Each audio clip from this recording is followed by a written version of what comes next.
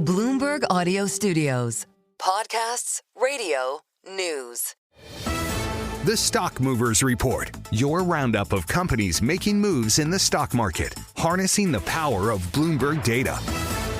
Let's take a look at some stocks on the move today. I'm Nathan Hager, joined by Bloomberg's Kriti Gupta on a morning where a couple of really important retail names have reported earnings. Could kind of say it's a tale of two retail sides. Kriti, let's start with what we're seeing from Target. Good morning. Good morning, Nathan. Yeah, Target, as the pros call it. TGT is your ticker this morning. Shares are down about 1.6%, trading at about $97 a share, we'll call it there. Looks like they're coming out with earnings. They're cutting their sales forecast. They said their quarter did not live up to those expectations.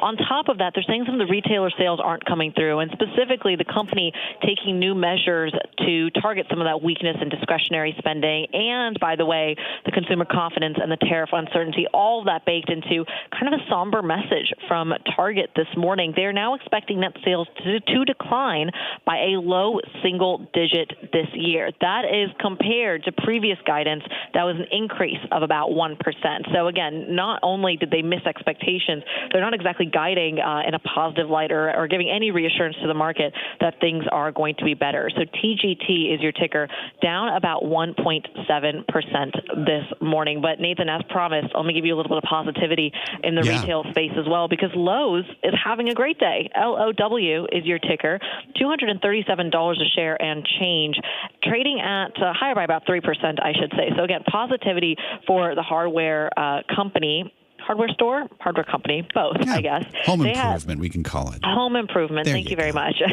Helping me out where I need it. No worries. Their sales beating expectations. And they're saying, look, there is that tariff volatility. It's very much feeding into the consumer sentiment, but they are still seeing comp sales come in better than expected. People still spending despite that turbulence, which, by the way, Nathan, is a completely different message from what we heard from their peer, Home Depot, earlier this week. So that's really telling that Lowe's, which is considered a pricier alternative to Home Depot, actually had a different messaging story as well.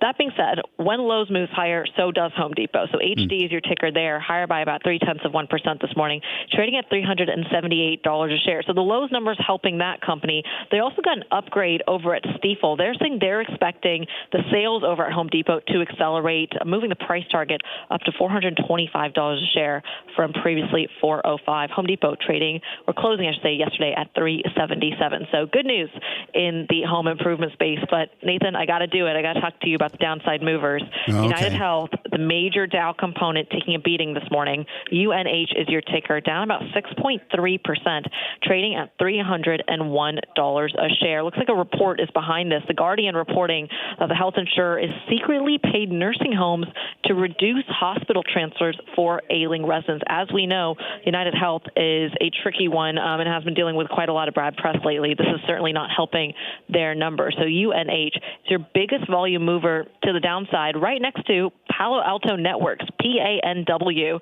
is your ticker there. Their results, their forecast falling below expectations. This is one of the major cybersecurity companies that we keep an eye on. In wartime and defense time, those shares down about 3.7%. PANW trading at about $187 a share. The Stock Movers Report from Bloomberg Radio. Check back with us throughout the day for the latest roundup of companies making news on Wall Street. And for the latest market-moving headlines, listen to Bloomberg Radio live. Catch us on YouTube, Bloomberg.com, and on Apple CarPlay and Android Auto with the Bloomberg Business app.